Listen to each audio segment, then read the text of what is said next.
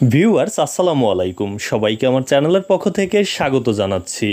জাতীয় বিশ্ববিদ্যালয়ের অধীনে যারা অনার্স চতুর্থ বর্ষের শিক্ষার্থী তাদের জন্য এই ভিডিওটি খুবই গুরুত্বপূর্ণ।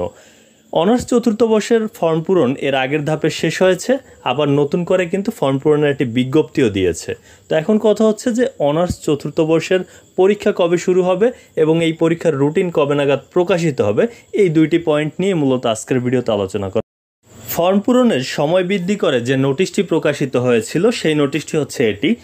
নোটিশটি অবশ্য প্রকাশিত হয় মার্চ মাসের 18 তারিখ, আর এই নোটিশ অনুযায়ী এপ্রিল মাসের 17 তারিখ পর্যন্ত অনার্স চতুর্থ বর্ষের ফর্ম পূরণ করা যাবে। তো যে বিষয়টি হচ্ছে, সাধারণত জাতীয় বিশ্ববিদ্যালয়ের ফর্ম পূরণ হওয়ার পর 2 থেকে 3 মাসের মধ্যে পরীক্ষা হয়ে থাকে। এছাড়া জাতীয় বিশ্ববিদ্যালয়ের যে নির্ভরযোগ্য সূত্রগুলো, সেখান থেকে যতটুকু আমরা জানতে পেরেছি যে এখন যেহেতু এপ্রিল মাসের 17 তারিখ পর্যন্ত ফর্ম পূরণ চলবে, মে মাসেই এই পরীক্ষাটির যে রুটিনটি সেটি প্রকাশিত হবে।